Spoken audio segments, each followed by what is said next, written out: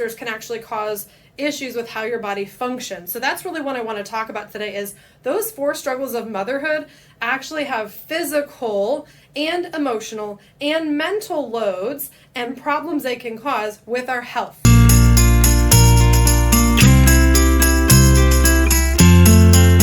The 4 stressors of motherhood. So when we look at motherhood, we have one big thing, and that is lack of alone time. Because when you have kids, they will find you. They will seek you out. It doesn't matter if you're hiding in a closet trying to have a snack or in the bathroom trying to have a bath or, let's face it, just a restroom visit by yourself.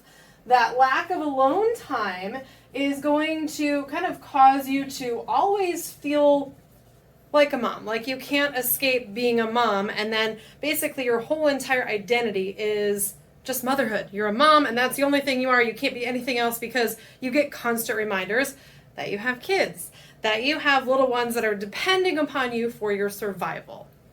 The second thing that we see a lot of times is a lack of work and life balance. So if you are, say, just a stay-at-home mom, right? I love when people say just a stay-at-home mom, because let's face it, the amount of things you do as a stay-at-home mom, from cleaning and cooking and laundry and taking care of kids, is literally the equivalent of a $150,000 job every single year. So literally that's what you should be getting paid for being just a stay-at-home mom.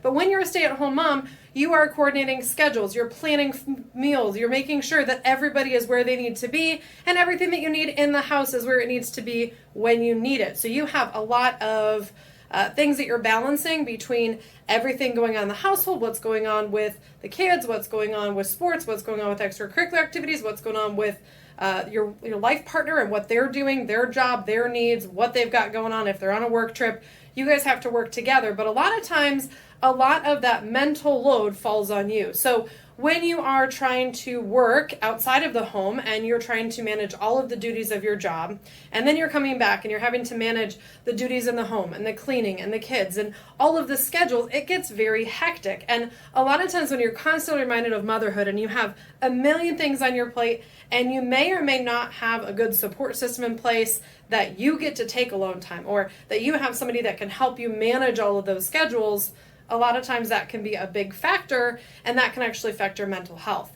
Another thing that's really a struggle with motherhood is our diet, because let's face it, we are so worried about the kids and the other people in our life. We want to make sure they have food, we want to make sure they have snacks, and if they don't eat what we made them, we want to make sure they have something else nutritious in their life. And sometimes kids are picky. So a lot of times you are cooking things for, let's face it, little dictators that only like certain foods. And you may be slaving and literally trying to make these meals that are nutritious and healthy. And sometimes you don't have time for that. So you may have just snack foods and things that you know that they're getting nutrition in, but sometimes that's not always appealing for you, or that's not something that you would want to eat yourself. So a lot of times you're not eating regular meals. You are skipping meals. You're not getting nutritious meals because you are trying to work around everybody else's schedule and coordinating kids, what they'll eat, what they won't eat, what they don't like that day. And maybe you have to cut their sandwich a different way or put it in a different cup, because if you get that wrong, let's face it, those tiny little dictators get super mad if it's in the wrong color cup that day. But another thing too is, as moms, because we are trying to do everything, a lot of times we're not necessarily getting the right amount of sleep. So we may have sleep deprivation. That may be from simply not being able to sleep because we got a million things running around our head. You may have kids that are waking up in the night. You may be trying to fit in everything that you didn't get done that day while the kids are sleeping, and then you're barely getting sleep before they're up again the next day. Or sometimes it may be that you physically just can't sleep. Your mind is wired, you're waking up, you're not sleeping well, or if you did sleep a lot of hours, you may be waking up feeling like you didn't get any sleep.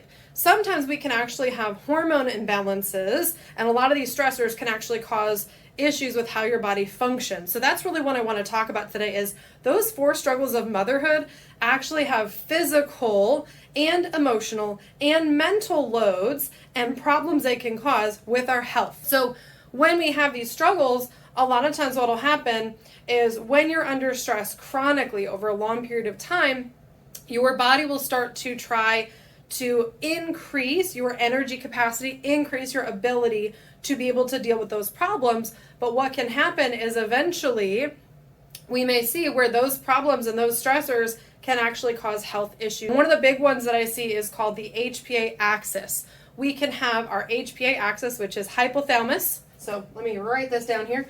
So HPA axis, this is your hypothalamus, pituitary, and adrenal gland. Your hypothalamus is what's responsible for your mood, your motivation, and how you deal with the people in your life. So if you're feeling very overwhelmed or short or just really kind of on your like a short fuse and you will fire up on anybody at the slightest provocation, that may mean that this axis may be off kilter and that's affecting your mood. For some people, they can also have issues with anxiety and depression when that HPA axis is off balance. The other thing is our pituitary gland. So pituitary gland is responsible for hormone balance. Everything from thyroid function to your metabolism, to your hormone balance, to fertility. So if you're struggling with, say, thyroid issues, or say you're struggling with fertility issues, you might be having periods that are different. They're longer apart. They're coming more often. They may be heavier. You may not know when they're going to start. Or you may be having issues where your hormones are causing mood imbalances and you're very emotional, or you're noticing some changes in your body with either extra weight or sometimes even breast tenderness and things like that. That could be because that pituitary axis is off kilter and not working properly. And then your adrenal gland, that's actually your stress response gland. So every single time your body has a stressor, the adrenal gland produces a hormone called cortisol. That cortisol helps to increase your energy, increase your blood sugar. It helps to basically allow you to deal with that stressor, run away if need be, or get the energy to push through and be able to deal with that problem. Now, your adrenal gland is great. It's absolutely amazing. That is really what your fight or flight response is. It has to be able to jump into gear to help you deal with problems in your life. The problem comes about that if we have an HPA axis disorder, that adrenal gland may not be working exactly how it's supposed to. Normally, when we look at your adrenal gland and your cortisol levels, in the morning that cortisol should be nice and high. At noon, that should be about half the value that it was in the morning, and then it's supposed to go down and down again so it's not interfering with sleep. But if you have an adrenal issue where that gland is not necessarily following that graph, say it's higher than normal, your adrenal gland may be working overtime and burning through your resources and using up your energy stores and using up your hormone balance and using up the stores that help with blood pressure management and sleep. And we may start to notice that many other systems are affected from that. But if we work in 100 miles an hour and using all those resources, for a while, our body can deal with that. But eventually we start to get what I call adrenal crashes or adrenal fatigue, where after we deal with stress, it's like all of a sudden we tank and we need a nap. We feel overwhelmed. We need a rest. We need to take a step back because just dealing with that stress kind of put us over the top and we've kind of wiped ourselves out for the day. So if you are dealing with lots of stressors of motherhood and we're starting to see issues with mood, or we're starting to see issues with hormones, or we're starting to see issues with how you're dealing with stressors in your life, or you're having issues with sleep or fertility issues, this may be why, because those stressors are actually impacting and affecting how your body is working, how your hypothalamus, pituitary, and adrenal in that HPA axis are working.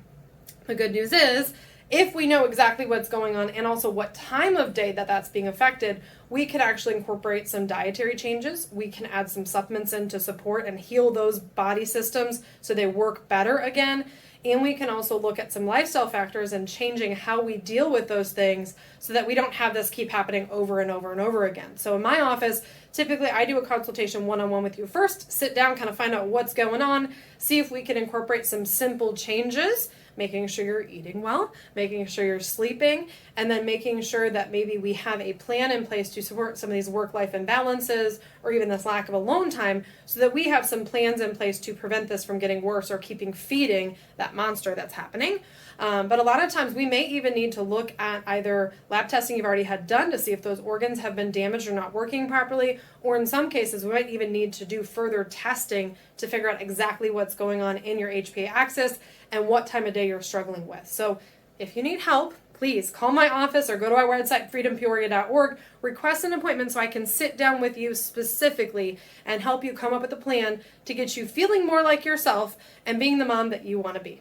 Have a great week.